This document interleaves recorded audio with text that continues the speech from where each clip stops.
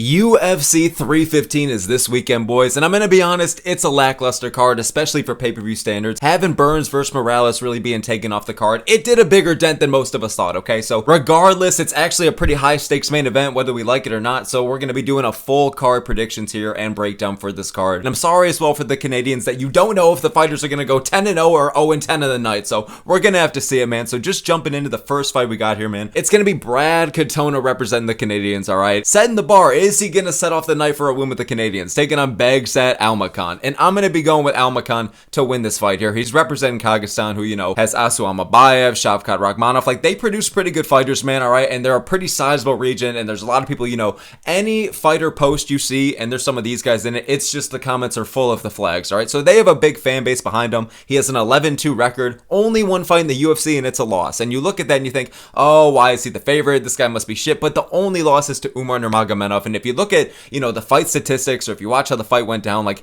it was, you know, besides the first round knockdown that Almakhan got, you know, it was pretty much just a wash for him, and Umar was beating him up the whole time. But the fact that that's your only appearance in the UFC, being pretty much the only guy to really rock Umar, get that knockdown, okay? And, like, regardless, he got fucked up in that fight, Almakhan did, and there wasn't really any other big moments he had, but, like, doing that regardless, man, like, Umar's got a good chin, and he just gave Marab the bantamweight goat, you know, arguably his toughest test. So I feel like Almakhan, this is a big step down in competition here, and he's also took, you know, some decent time off, so I feel like he's going to come back here. You know, he's young, good record, has a lot of potential, you know, especially for this division. And it's not like Katona is the craziest talent in the world, okay? It's not like he's too bad either. Like, 2 of his 4 losses are to Gene Matsumoto and Marab Dvalishvili, you know. I don't think there's anything wrong with that, but Katona just doesn't have anything too crazy in the skill set here, man. He's more so like a win one and lose one kind of guy. I know he won the Ultimate Fighter back in the day, man. People forget, man, but I just feel like this is going to be a win here for Almakhan. The power can definitely be scary at bantamweight, so we're going to have to see how far he goes. So moving on, up next now, man, to Daniel Santos taking on Li Jingyang. Now, honestly, man, this is a really hard fight to predict. It's pick-em odds from what I'm looking at right now. Li Jingyang was originally supposed to face Gavin Tucker, and I had him to win that fight, but Tucker's out, Santos is in. I actually feel like Santos is going to be my pick here to win this one. You know, I feel like he's going to bring that classic shootbox pressure. He's going to show a bit of non-stop aggression and volume here. And honestly, you want to talk about aggression and volume and all that shit, I feel like this is going to be one of those fights where at the end of the night, when the card's all said and done, you're going to look back at this fight, and I feel like it's going to be one of the fight of the night candidates. It's going to be one of those sneaky good bangers, you know what I mean? I feel like both guys could totally make this end in some kind of finish, or both guys are just going to bring a great pressure in general. They're both going to bring a lot of volume on the feet. I feel like Santos has really good takedown defense. I mean, he trains with solid guys on the ground anyway, so I feel like he'll be prepped for that. It's like 80 or 90 some percent, so he's strong in scrambles as well. So even though Young seems to have solid takedown energies, I don't think it's going to be anything to really get Santos to the ground or really give him any problems on the ground. I think in general, like I said, this is going to be a pretty fun fight back and forth on the feet. You know what I mean? Maybe like a very heavy paced decision or some kind of knockout here, but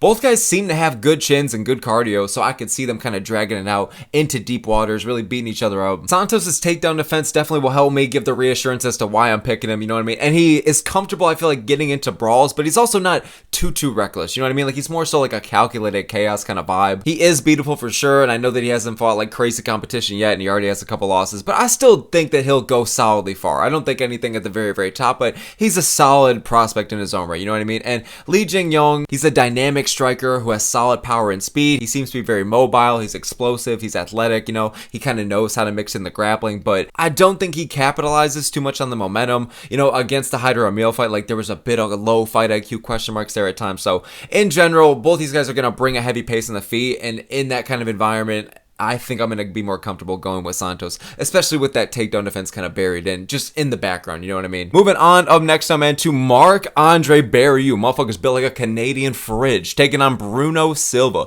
This is the battle of the unks, alright? This is the battle at the cookout, alright? You're just having a good time, alright? You're shooting the shit, and these are the 2 unks. You're looking to the side, and they're fighting over who gets the last cigarette, okay? I'm going to be going with the underdog here in Bruno Silva, okay? Listen, now, Marc-Andre Barriault, he does have good knockout power. Like, I know that both these guys are coming off they're both on losing streaks, okay? I'm not just fucking with them and calling them unks because they have a lot of experience in the UFC. Like, they are unks and they have taken some damage, man, okay? If they've gotten beat the fuck up, especially in their last few fights, I mean, Silva, the reason I'm going to be going with him over Andre Barriault is just because Barriault is getting finished. He's getting kind of devastatingly just knocked out, especially in his last performance. That shit was brutal. And for Silva, like, he's kind of just losing these decisions, you know what I mean? Like, he's getting pieced the fuck up. He's getting beat up. It's not like they're even really that close overall. Like, not not only is Andre Barriault losing in more devastating fashion, but I also feel like he's losing to lesser caliber of competition than Silva is, you know what I mean? Barriault's just kind of like one of the safest bets. You just throw him on a Canada card, whether he is getting a knockout or he's getting the fuck knocked out. Like, it doesn't matter. Like,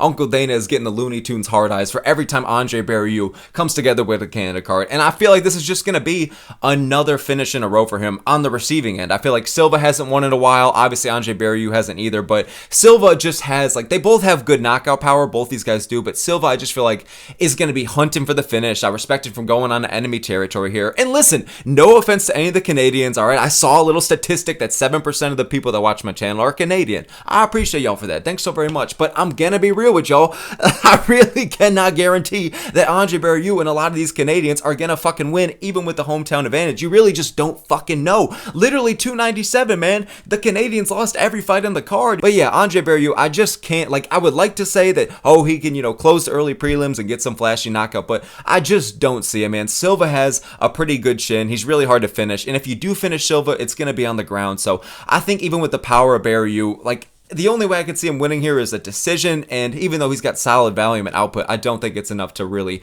beat up Silva here. So I'm going to trust in the knockout power and the experience of Silva, and that's going to be one of my underdog picks here for the card. It's not a huge underdog. It's pretty slight, but yeah, I'm going to go with Bruno Silva getting the knockout here. Moving on up next now to open up the prelims, Navajo Stirling taking on Ivan Erslan here. Only a 6-0 record for Stirling, pretty raw here, and I know he's coming off a kind of, I don't want to say a disappointing win. I just feel like people had high-ass standards, way too high standards for, you know, his UFC debut, but I'm going to be going with Stirling to win this fight. Very patient, technical, and kind of, like I said, like, doesn't have a lot of experience, you know what I mean? But he does seem solid on the feet, seems patient. He has a good camp behind him. He trains with City Kickboxing, so, you know, Adesanya, Volkanovski, you know, Cara France, all these fucking guys, Dan Hooker, so all these fucking guys. I don't know why I'm naming them all like they're the goddamn Avengers, but Stirling being part of that team is definitely, you know, good reassurance. And when you're taking on a guy in Ivan Erslan who's only fought once in the UFC and he's coming off of that brutal loss, and I say brutal because it's not like he got completely fucking smoked, and it's not like he got knocked the fuck out. It was a split decision, but it's just like, and to Cutelaba, who we're gonna get to of all things, but Erslan just had a lot of hype going in the UFC. Everyone was talking about the finishing ability. He's gonna go smoke everybody, you know what I mean?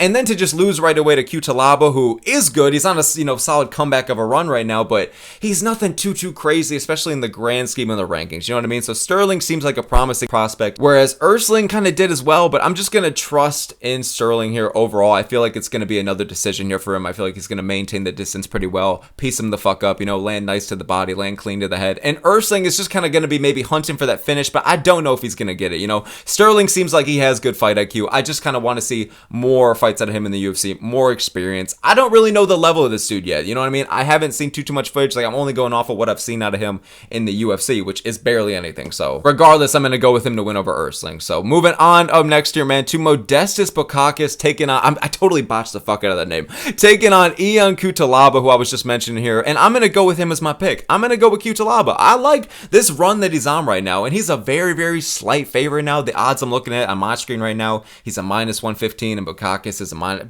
I swear I'm botching this dude's fucking name, is a -105, so it's practically pick-em odds.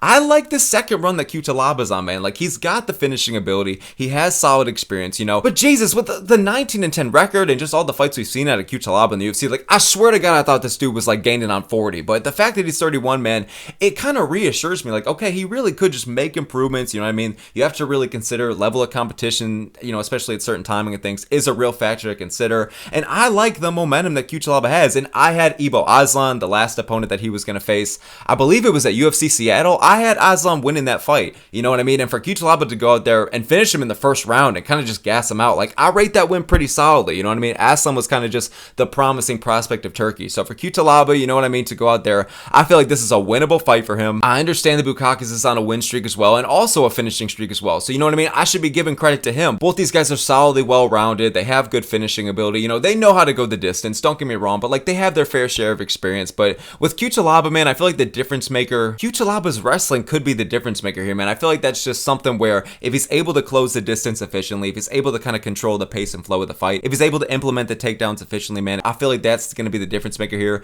Bukaukas is solid in his own right. I think a factor too to consider, like, both these guys are going to have to be very careful with getting caught, you know what I mean? Because again, like, they don't want to have to make mistakes early on, because both of them kind of have done that at some points in their career, where it's just like, you know, making mistakes earlier on, you have to question the durability and the cardio and shit like that. But I feel like Bukaukas is going to try and utilize his reach. I feel like he's going to try and utilize the slight kickboxing advantage that he might have here. And I feel like he might try and outpoint Cutelaba, so maybe Bukaukas I could see getting a decision here, or maybe some kind of knockout, but I'm going to trust in the chin, and I like what I've been seeing out of Cutelaba lately, so I'm going to be going with him as my pick here via maybe decision or knockout. So moving on up next here, man, to Jessica Andrade taking on Jasudavicious. All right. I totally botched the fuck out of that name. Listen, for those that are familiar with the channel, I don't watch too much WWMA, so I don't want to sound like a jackass and try and bullshit here. I know Andrade, it has a ton of experience and a ton of finishes and shit like that, but I'm going to trust in the favorite here in Jasmine Jasudavicious. I've heard people say her name before too. I know that she's a solid prospect or whatever the fucker, but I really don't know too much here, man. I'm going to go with Jasmine here, representing Canada as well. Moving on up next here to Mike Mallott taking on Charles Radtke. This is actually a harder one to predict than you might think. I know that Mallott, you know, promising prospect on the rise, has only lost, I believe, once in the UFC. He's a minus 200 favorite right now. Like, there's a lot of reasons to go with Mallott. He is promising. I know he's coming off a kind of a bit of a lackluster win in his last fight. Like, he did win, but he was very, like, patient, technical, kind of overly maintaining the distance. It seemed like he was just afraid to show urgency, afraid to get in the pocket, afraid of just getting finished or beaten up, afraid of gassing out. I don't know, but Mike Mallott, regardless, is going to be my pick here. I'm going to trust in Mike Mallott, which I know is hard to. He's literally not going to be able to go the rest of his career without blinking and seeing just the visions of getting TKO'd by Neil Magny, okay? The boos from the crowd, the disappointment from Canada. Jesus Christ, man.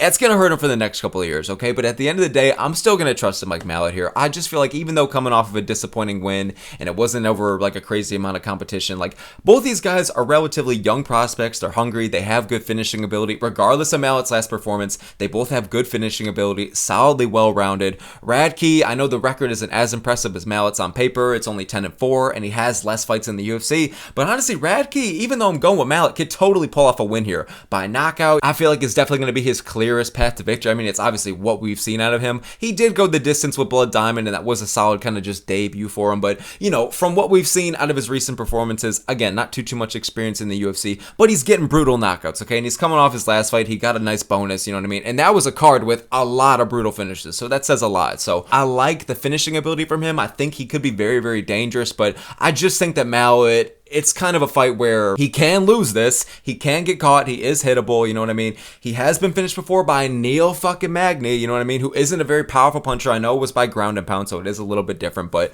Charles Radtke in general could totally get this finish, but I'm going to trust in the chin of Mike Mallott. I feel like the Magny fight, it wasn't necessarily him just getting overwhelmed by Magny's power or some fucking shit like that. It was more so him gassing out, Magny just showing a lot of experience and just controlling the fight, and like Mallott had just like a good first round, and that was pretty much it, you know what I mean? So I feel like he's kind of learned a lot from that since. I feel like he's going to show a bit of an in-between, Mike Mallott is, of the patient tentacle side that we saw in his last fight, just trying to secure a win, and then in this fight where he might feel a bit more comfortable kind of getting the fuck after it, you know what I mean? Pushing the pedal to the goddamn metal. And maybe not, because Radtke is very dangerous on the feet, but if Mallott's able to maybe efficiently get him to the ground, efficiently kind of gas him out, you know what I mean? Maintain the distance well, find all the right shots, piece him up, maybe he'll be able to kind of gas him out and get like a late finish here, you know what I mean?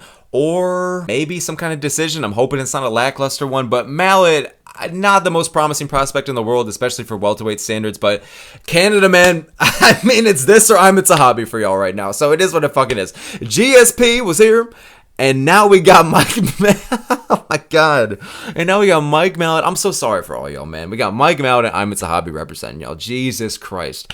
Regardless, Mallott's going to be my pick. Moving on up next here, man, to open up the main card. It's going to be Benoit Saint-Denis taking on Kyle Prepolec. My pick here, no doubt, is going to be Benoit Saint-Denis. Actually, as a matter of fact, y'all, like, I had BSD to beat Joel Alvarez. That was going to be my prediction. I had a whole fucking 10-minute. I yapped about it for a while. I was really excited for the fight. And I actually had BSD as a solid underdog pick. I thought I had solid reasons for it, so I'm even more confident, infinitely more confident, going against a guy like Kyle Prepolec, comparatively to one of lightweight's most dangerous, legitimate prospects like Joel Alvarez. This is a crazy difference in opponent here. I mean, shout out to the UFC for finding some sort of opponent for BSD, but holy fuck, they really searched the barrel deep for this one, because Prepolec hasn't even fought in the UFC since 2019. COVID hasn't even hit yet. I guarantee about 50% of y'all watching the video, you know, weren't even watching the sport yet, and that's totally fine. Jesus Christ, that was 6 years ago. So much has happened in terms of the fucking world and UFC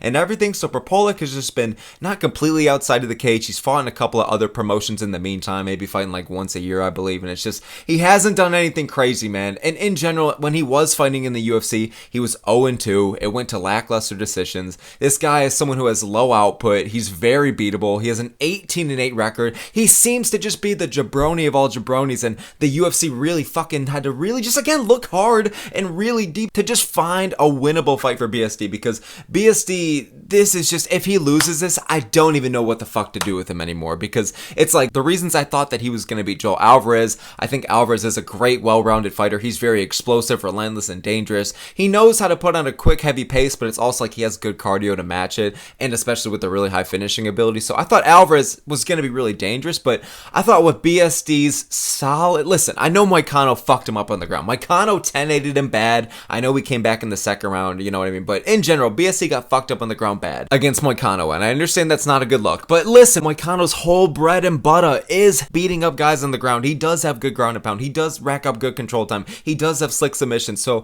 Moicano, I don't think that takes anything away from BSD. BSD is solid on the ground offensively and defensively, you know what I mean? I know it's nothing too great, but it's still a solid base and foundation, you know what I mean? Because when it comes to him on the feet, like, Jesus Christ, man, like, the guy has power. He's very pressure heavy. He's very kind of constantly looking for the finish. He's very explosive with it. He's always kind of moving forward. And again, just having that gritty grappling base is kind of like that foundation I feel like really helps to make BSD kind of a really solid fighter on paper, man. I just think that he got rushed to the top and fought Poirier, and I think that he looked solid in the first round, got knocked the fuck out in the second, but he looked okay against Poirier. I know that he did have staph infection going into that one, but I think that even with the full camp and no staph or whatever the fuck, no excuse, I think that Poirier was going to win that night no matter what. I just think it was a huge step up for BSD. And then taking on Moicano, like, I just think Moicano is so good on the ground. And BSD, who knows how that fight would have went if his eye wasn't fucking blown the hell up, you know what I mean? But in general, Joel Alvarez, I thought maybe could have been finally a fight within reason to be winnable for him. I think that a lot of people were expecting Alvarez to be some minus 700 favorite against BSD or some minus 300, but no, it was like a minus 175. Like, it was a kind of, you know, relatively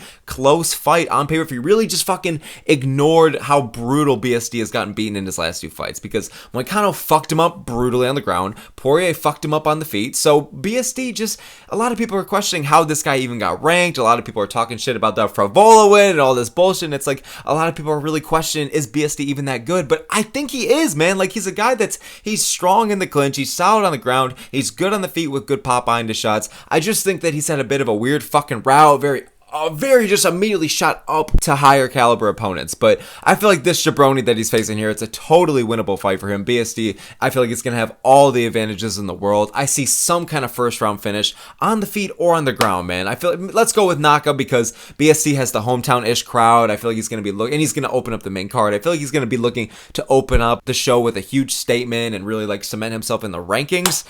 I just wish it could have been against a better opponent, but it is what it fucking is. At least we have another fight in the card, and at least something that can end a flashy finish. I feel like BSD could totally fucking take the win here, and should. If he loses this fight, I have no idea what the fuck to do with him anymore, you know what I mean? Moving on up next here, man, to Alexa Grasso versus Natalia Silva.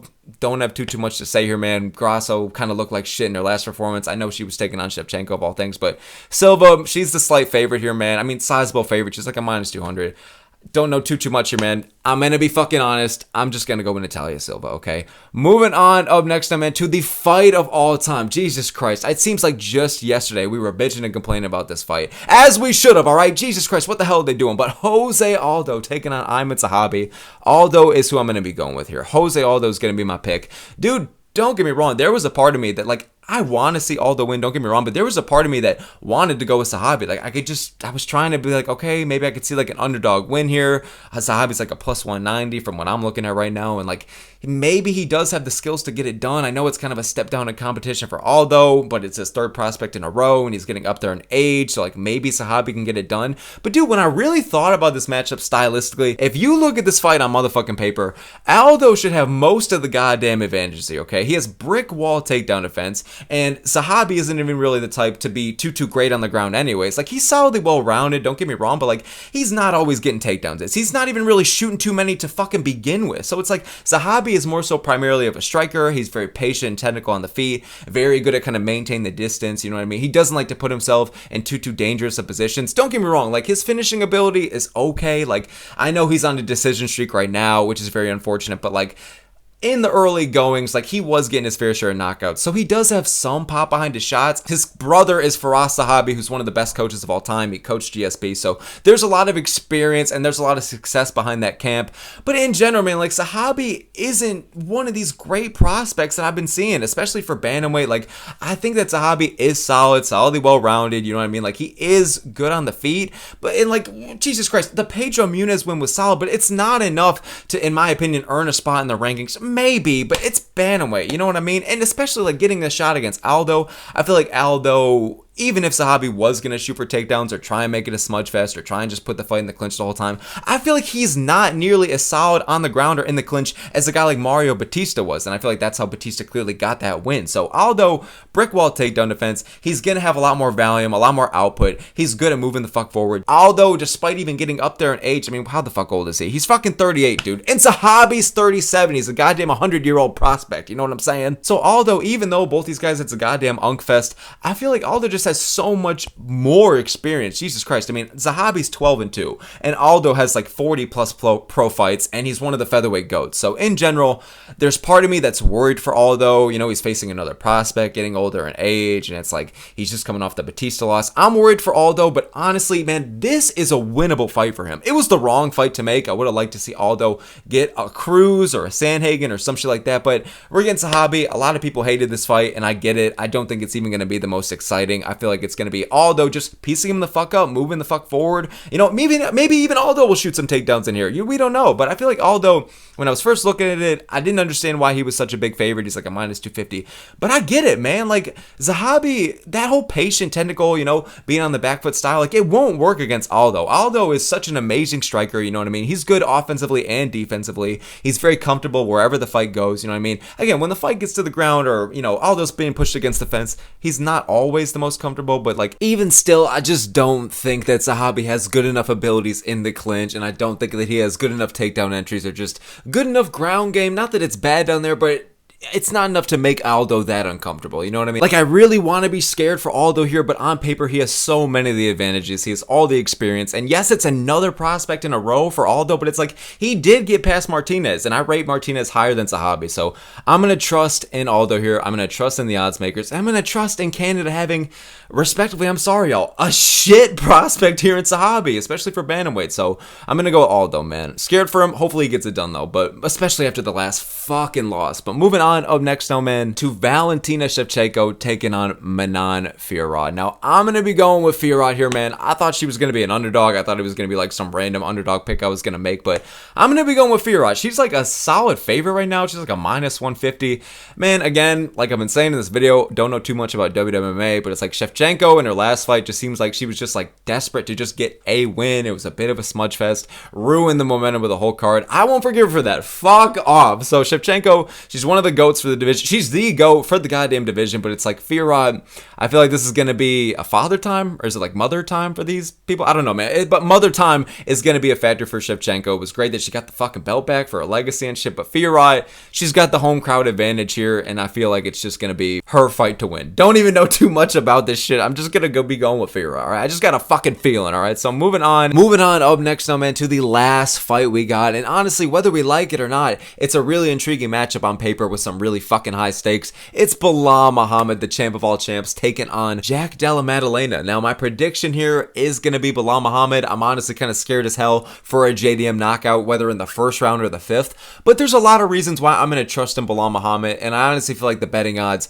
are pretty fair. The last time I looked at it, Belal was like a minus 250 and plus 210 for JDM. So if it's different on the screen, I'm sorry, but I thought that was kind of within reason, man, because JDM, we just never really got to see that number one contender fight for him. Like, he didn't get the Leon fight he was scheduled for to take this fight instead, which totally makes a lot of sense. Why would you not fucking do that? You know what I mean? But he missed out on the Leon fight. We always wanted to see Shavkat versus JDM last year, but we never got that. Like, JDM just didn't have his full-fledged number one contender fight. He didn't fight Usman or anybody like that, so he's kind of just getting this shot here. And don't get me wrong, JDM is a really great prospect. Can't really even fucking call him a prospect anymore. He's ranked in the top 5 and is coming off a win over Gilbert Burns. But you know what I mean, man? Like, JDM is a guy who I feel like was pretty underrated for a good while. I feel like he's finally, in the past few months, really like kind of getting a lot of respect now, or finally these people are recognizing how good he is or underrated he is. But man, like I'm saying, I thought JDM was underrated, man. You could argue, I mean, Jesus, a lot of people do argue that this guy is the best striker in the welterweight division, and welterweight is full of fun or exciting or just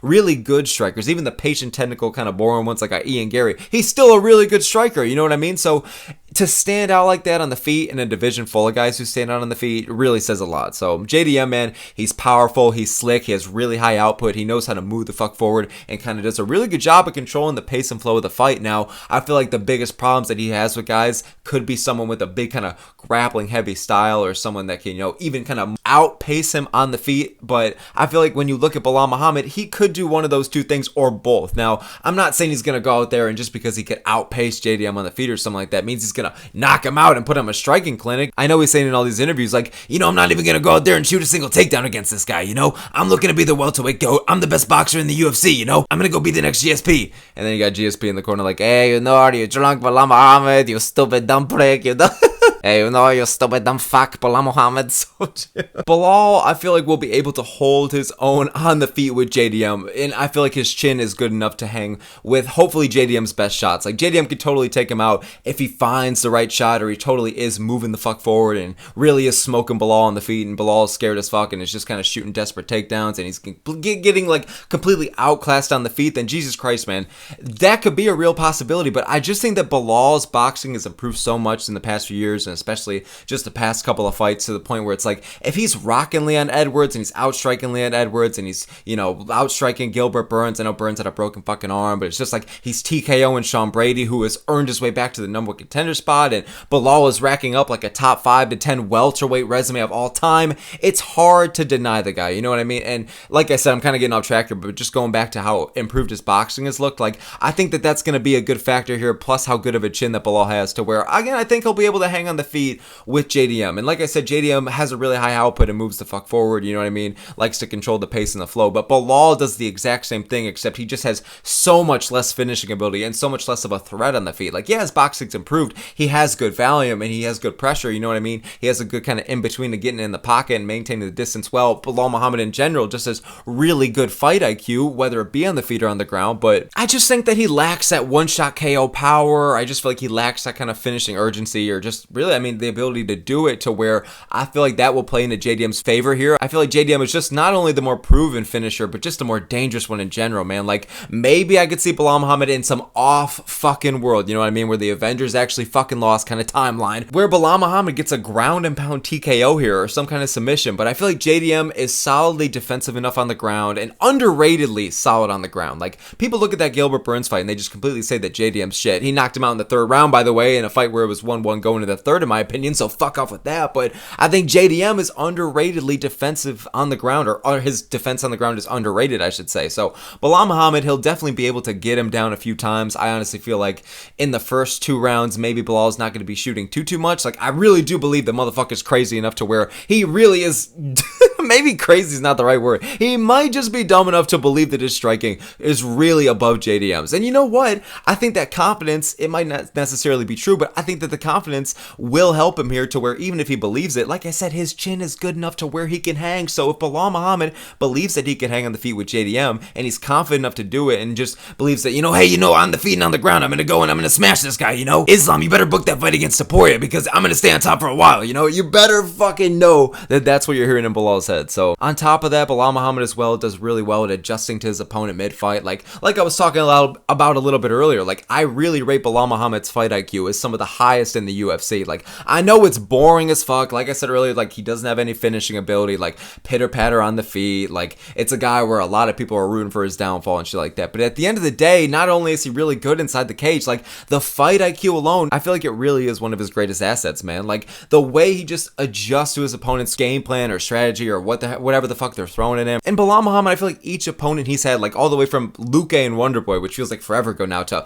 more recent like Burns and Leon Edwards, like I feel like each of these fights, each of them like are playing out differently, like on the feet or on the ground. Belal Muhammad has been like, the UFC has accidentally made these guys like Merab and Belal even better by giving them a tougher route to the belt, because they had to do those extra few fights that a Sean O'Malley or an Umar wouldn't have to, or shit like that. They ended up becoming even fucking better fighters and really like learned a lot. So that's why I feel like Belal Muhammad's fight IQ has gotten to where the point it's good as it's at now, and why he's improved so much in the feet, and why his wrestling, his wrestling was already good and his cardio was good enough to really back it up, to really make it not dangerous in terms of finishing ability, but dangerous in terms of, hey, Belal's gonna fucking win here kind of vibe. I feel like he has a lot of advantages against a lot of guys. I know that he's boring as fuck, and I know that it's kind of crazy, but at the end of the day, like, he has smart pressure. He's good at mixing in the jabs. He's solid in the clinch. He could push a good pace for 5 rounds. He rarely takes any clean shots. Like, Belal Muhammad, man, I know it pains a lot of us, but he's a really fucking good fighter, and I feel like right now, if he was gonna go in there and at this exact pay-per-view face Shavkat Rakhmonov, I feel like he would beat him. If he was gonna go and face Sean Brady again, I feel like he would beat him. Like, Belal Muhammad, in my opinion, would beat most of the division. I feel like the thing that's gonna beat him